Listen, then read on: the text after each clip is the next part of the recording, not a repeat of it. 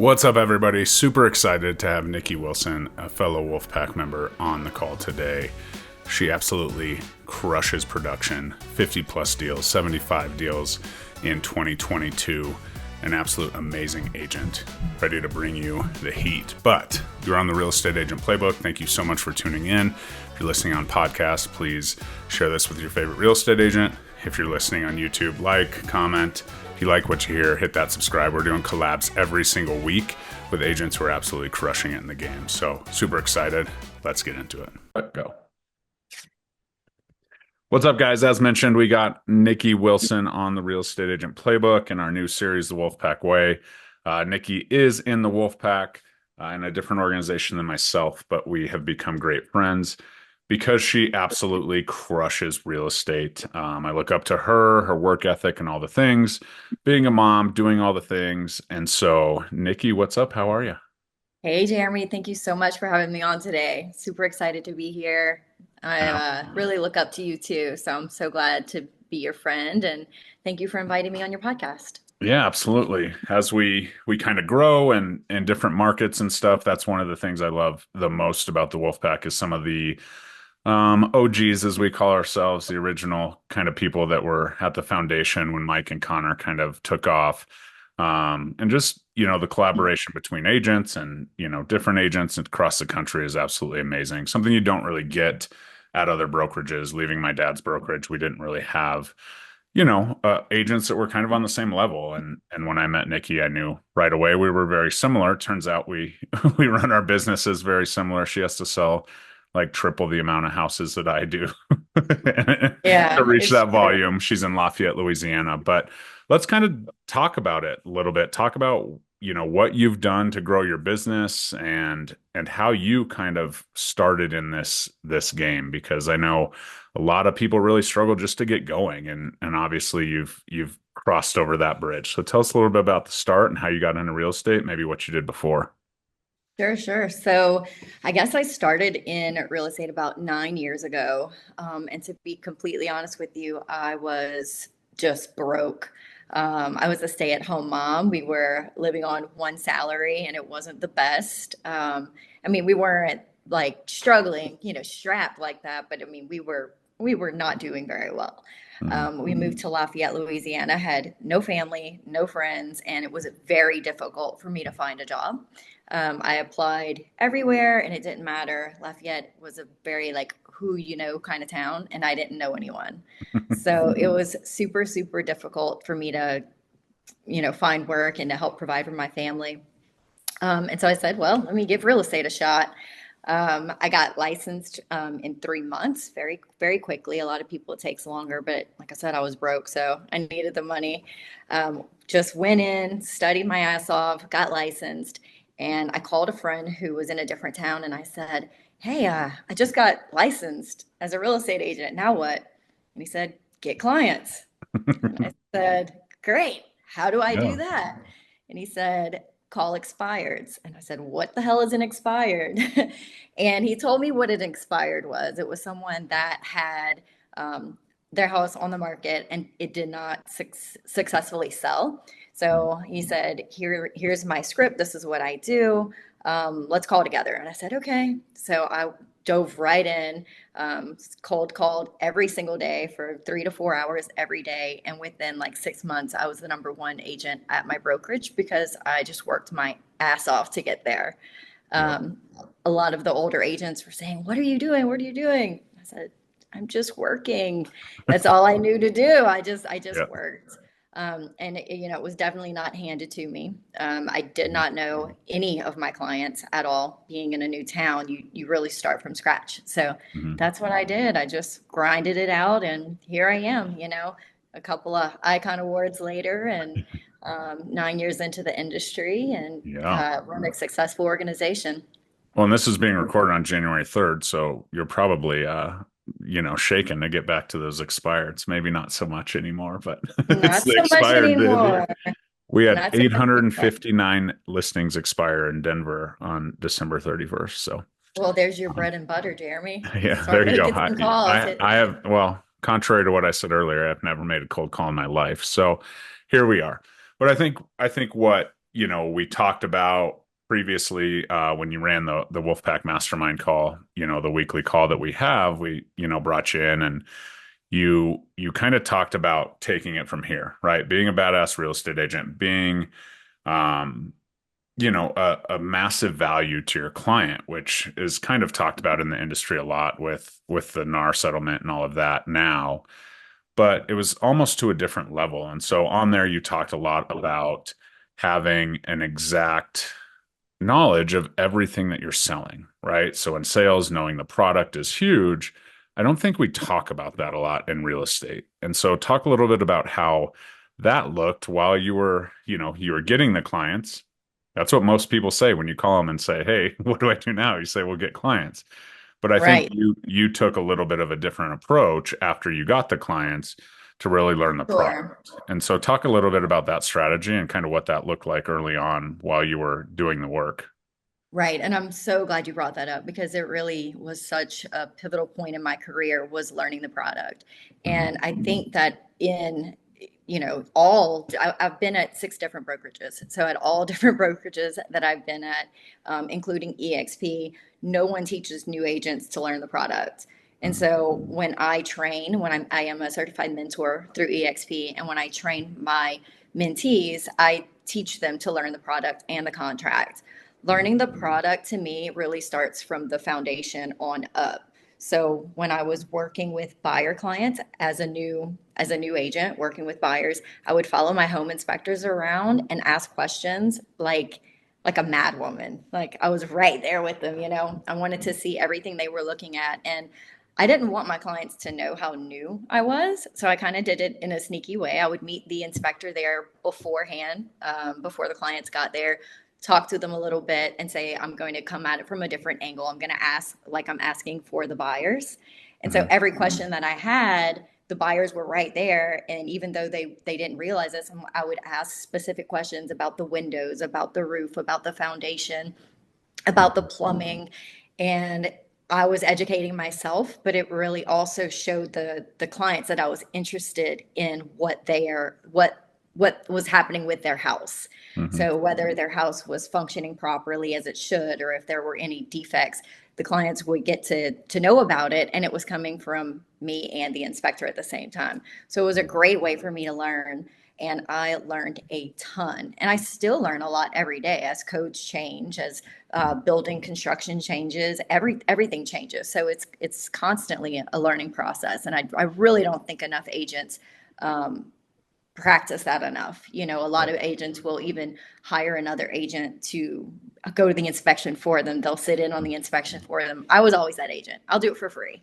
Yeah. Let me in the house. I want to host everybody's inspections because I want to learn. I want that knowledge. Yep. And I think that was like just the best thing that I could have ever done as a new agent, because now, 9 years into my career, if I go to an inspection with my clients, which I do, Mhm. every now and again I have to miss for a kid thing or an overlapping appointment. But when I go to these inspections, I'm pointing things out while the inspector's doing his thing. I'm Mhm. explaining this on the side. We're walking around, we're talking, and we're still asking questions, not bothering the inspector as much as I used to in the past. But I definitely am teaching and guiding, and it just positions me as the professional, as the knowledgeable expert that I want to be positioned as in that relationship. Right. And selling 50, 60, 70 houses a year, having the time to be a mom and do those things. The truth is we do have the time as agents. And, you brought up an interesting point with inspections and, agents attending them and being of service and being of value. It's really easy when all of a sudden that a buyer's agent has to demonstrate their value to get paid, right? Which is kind of what we experience nationwide on different levels when Right. you can have that conversation. But the knowledge that you take into a showing, right? Most agents still do their own showing. So Right. the information you take into a showing, knowing the different things to look out for that are a little bit higher level, I mean, can save your client three, four, five, $600, right? If the Absolutely. layering that's there, a lot of agents are like, oh, that's not my lane, that's the inspector's lane. But if you see something that's blatantly obvious before the offer's written, before the inspection dollar's spent, Like you're saving your clients money and you're providing the value. And then on top of that, being in that education realm is huge. And so as far as inspections, makes a lot of sense. You talked a little bit about the contracts and stuff like that. I mean, have you done that with lenders and anybody else in the industry that kind of give you a little bit more of an advantage on your competition? Absolutely. So whenever I first started, and I don't know if this is the same in Colorado, but our purchase agreement is constantly being updated. It's always Yep. changing. So you have to relearn it every year. So I always would reread my contracts, and if there wasn't anything that didn't understand, I would highlight it and then bring it to an attorney. Say, "Hey, can you clarify this? Talk to me like I'm a kindergartner. Explain Mhm. this to me in a way that I can completely understand it, digest it, and then explain it to my clients." And I think that's missed a lot as well. So I utilized my attorneys, my title attorneys. They are some of my biggest supporters right now. I do have great relationships with several different title attorneys in town, and they do refer business to me. Their friends, their family, if they get calls randomly, usually I'm one of the top agents that they go to Mhm. because they know that I have put in so many hours on the front end and on the back end and constantly going above and beyond for the clients. With the contracts, getting them the paperwork on time, and just really standing by my client and standing up for my client and helping my client to navigate all of the different aspects of the contract whenever it comes to due diligence and timing and deposits and turning things in Mhm. and making sure that everything is flowing smoothly. All of my title attorneys know that, and so they want me to represent their clients. So my title attorneys definitely, appraisers too. Appraisers are completely invaluable in our industry. I don't think they get enough credit. I think they do a really great job, and building the relationships with the appraisers is crucial. I attend, just like you mentioned before. I've heard you mention this, that you attend your Mhm. appraisals. Do you bring them an appraisal packet? Yep. Of some Yeah. sort. It depends on what it is or in Colorado we've had actually some pretty good appraisal luck. We don't have a lot of appraisals come in short or really ever. But I do have like at least a highlights and some comps I used and then the delivery. I'd be interested to see how you deliver that. If it's a package and it's all done up, it's just like, hey, here's the appraisal package. But how do you deliver that? And how do you kind of have that conversation with the appraisers who are like, why are you here? So I like to call my appraisers in advance and tell them that I'm going to be there. Like, hey, Mhm. I'll just meet you at the house. If they schedule on showing time or if Yeah. they schedule a different way, I call them, introduce myself, tell them I'm going to be there. And usually they're like, no, you don't have to. Yeah. And it's like, no, no, no, I don't mind. My client would really appreciate it. So I do a CMA, showing them all of the comps that I use to support the value. And then if the homeowners have done anything special to their home, I attach that as well. So it's Mhm. not an overdone package. It's not, there's no fluff or anything like that. But it is a list Appraisers of don't all. need fluff. They're No, very they don't need. linear people. Exactly, Yeah. exactly. There's no fluff, but it's usually listed out. And if the clients, like if they spent a lot of money on building out an outdoor patio or something like that, where it's, you have granite on the exterior and a really done up fire pit and all these things, like your client wants that value to get put into the appraisal. Mhm. And an appraiser, a normal appraisal, is just going to look right over that. They'll kind of Mhm. gloss over it. But if you have it dialed in, if you have, look, this is what they paid, of course, they're not going to receive dollar for dollar, but they will get value for those items. Mhm. So I think having that is just awesome, and it really helps for your seller. The appraisers actually like it. I've never had an appraiser Yeah. get offended by it. They're like, thank you. Thank you so much. Like, this is Right. great. And I also like offer to hold a tape measure, which is kind of like cheesy, but I do it anyway. Yeah. And sometimes they're like, yeah, hit that one side for me. Yeah. That's how it goes, right? And you're just helping to make their job easier, right? Because if an appraiser knows they have the contract, they know, and if they're short, but they have something like an invoice of a exterior fire pit or invoice the roof, and a lot of that stuff, like roofs and furnaces and things. But if it just needs a little bit of value, sometimes I think that really helps. And so, having that, but you did touch on the other piece of how I grow my business is those industry partners becoming partners, referral partners, family, and I think a lot of people just expect that. right? But you mentioned that you went to them and asked them for value, right? Which attorneys love Right. to give you value, right? They love to talk to you about the law, right? And then, I'm certain you've reciprocated them being your title attorneys that you refer on your end. And so Absolutely. then it kind of snowballs, right? So it's not just you going to learn how to use the contract, which in my opinion, if you don't know how to use the contract, if you don't know how to use your MLS, if you don't know the product that you're selling, you're literally like a contractor that doesn't know how to use a hammer or a nail gun or a tape measure for that matter, right? And so talk a little bit about how that relationship went from kind of A to B, right? So first piece is you went in and said, "Hey, I don't understand what this means. Could you give it to me on a kindergarten level?" How did that next step go to where you mention these people in a plural form, right? It's not one Yeah. title attorney that refers you business, it's multiple. So tell me about that lineage and how you kind of work that relationship.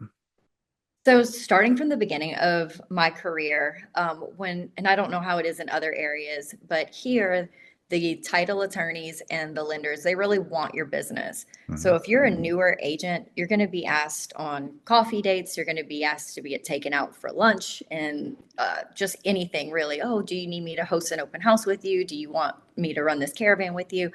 I was never one to take advantage of those opportunities.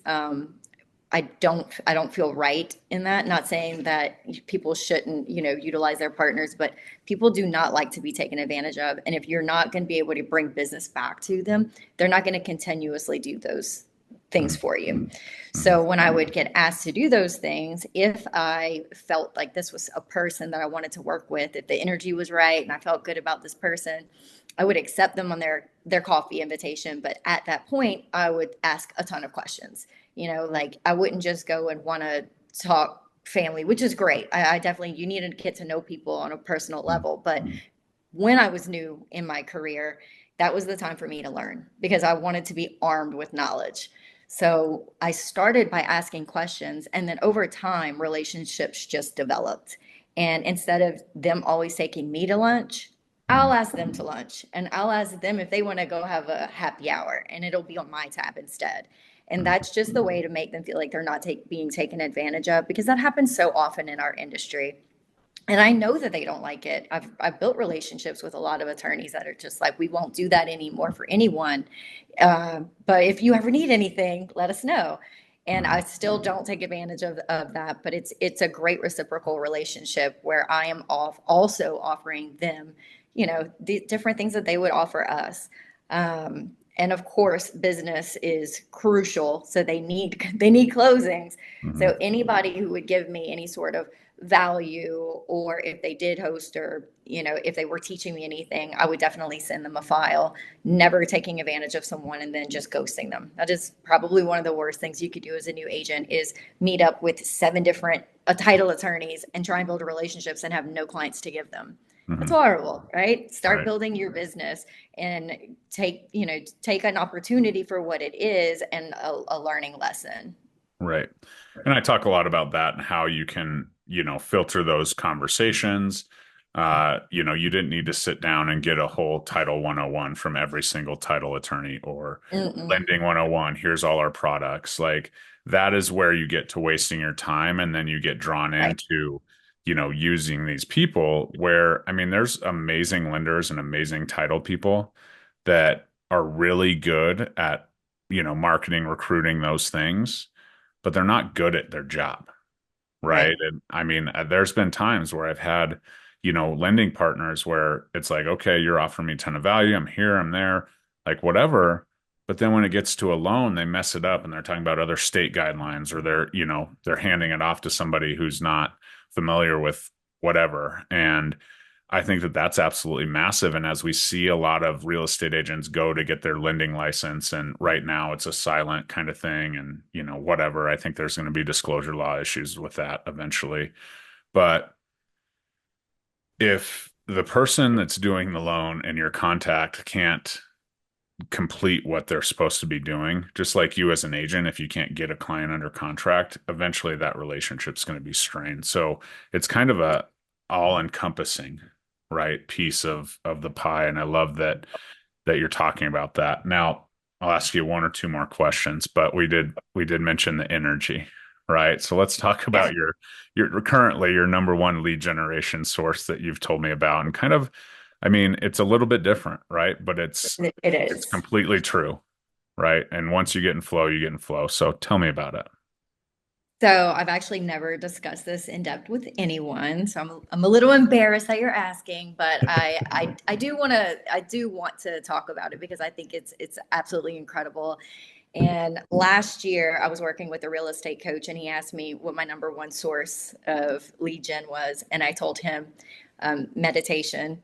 And he smiled and he said he got it. Like he immediately knew what I was talking about. And he said, "Do you teach this?" Because he said that if I could harness this power and teach other agents how to do this, it would be incredible because I don't pick up the phone anymore. I don't cold call. My phone does ring now, and the way that I make my phone ring is by meditation. So I will wake up in the morning and I'll find a quiet spot, without kids. Usually it's earlier before my kids wake up and the Clearly. house, yeah, the house is quiet. There's no quiet spot with kids. It doesn't exist. No, no, there isn't.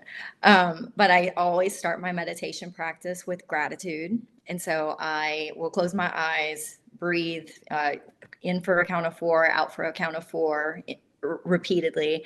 And then I immediately start saying everything that I'm grateful for and bringing all the gratitude into my life. I touch my heart and I thank the universe and I thank God for giving me my heart, the power of breath for my kids, my family, anything at that time that I want to feel grateful for.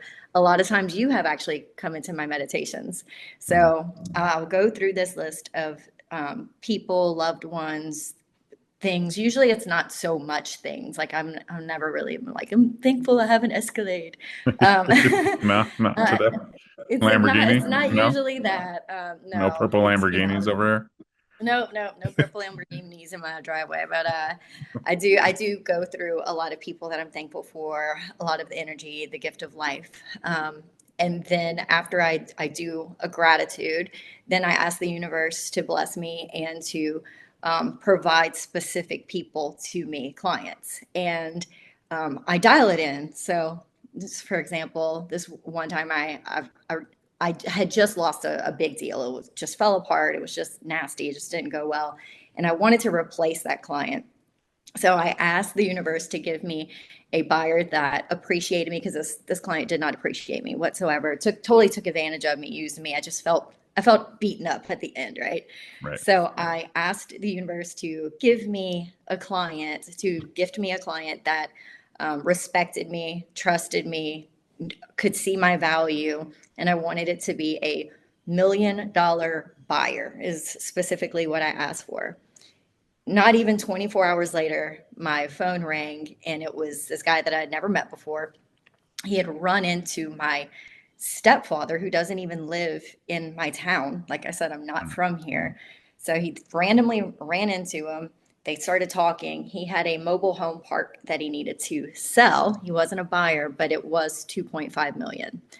And that was absolutely incredible because my phone rang and I asked for that to be gifted to me. And so it always comes in different ways. I find it a little, like God's sense of humor kind of thing. Like, oh, you asked for a buyer, I'm going to give you a seller. But it was great. It was a great process. He's actually become a pretty close friend.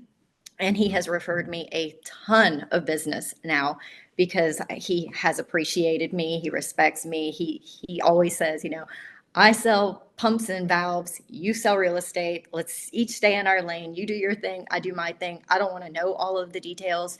Do your job and just, we'll be fine. And he lets me do my own thing. He doesn't, you know, micromanage, so to speak. He's not asking a ton of questions, just very easy to work with and appreciates me. So that's usually how I meditate my clients into existence.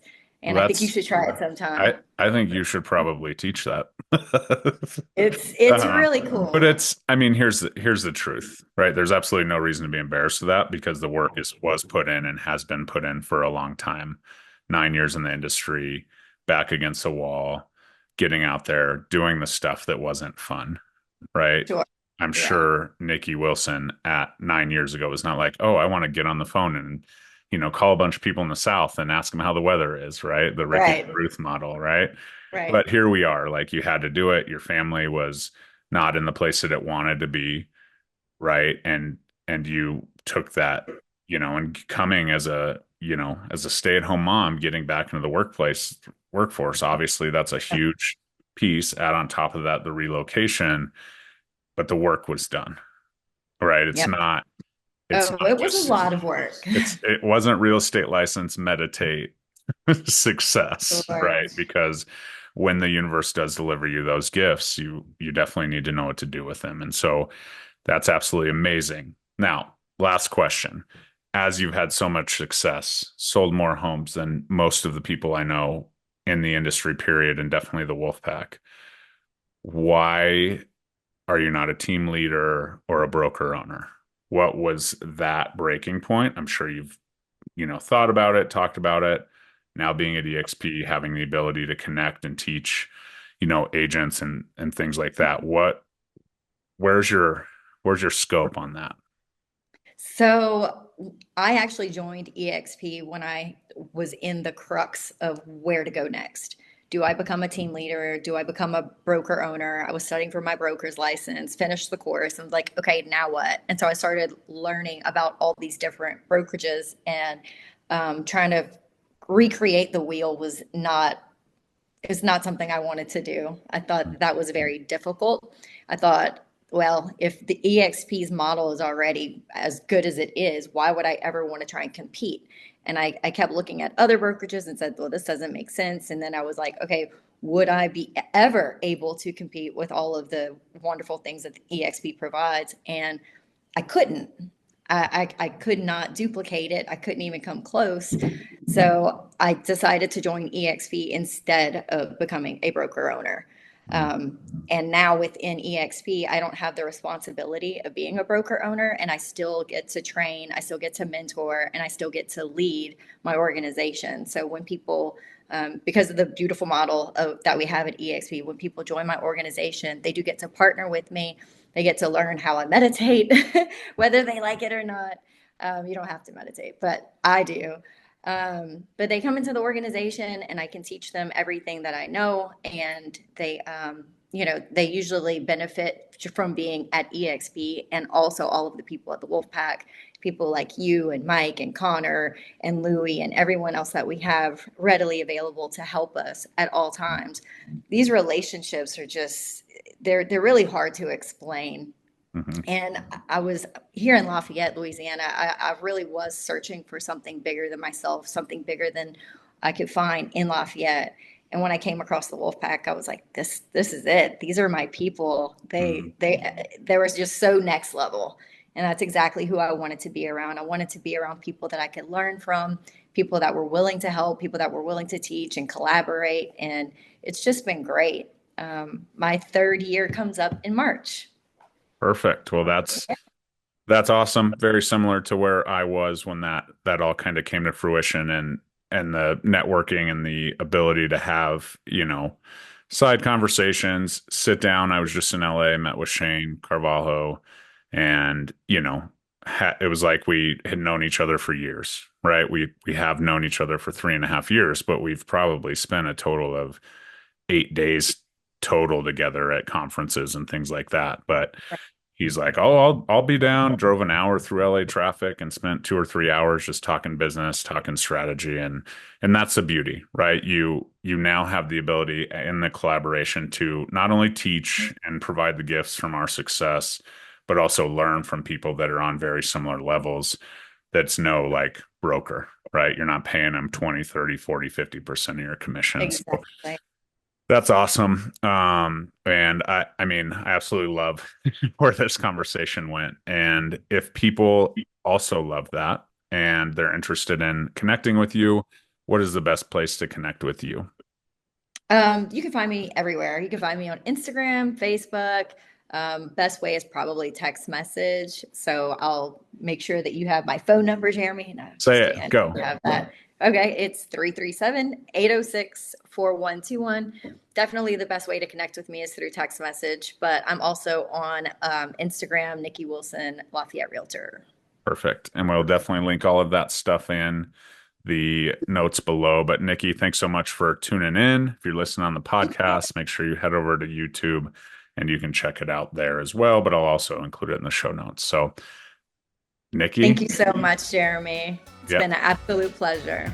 namaste. Wow, absolutely amazing. As you can see, Nikki Wilson bringing the heat from learning everything she can about the industry to manifesting deals. Absolutely amazing. Thank you so much, Nikki, for coming on. Make sure you follow her, like, comment, subscribe to the Real Estate Agent Playbook, share the podcast, and we'll see you next time. Bye-bye.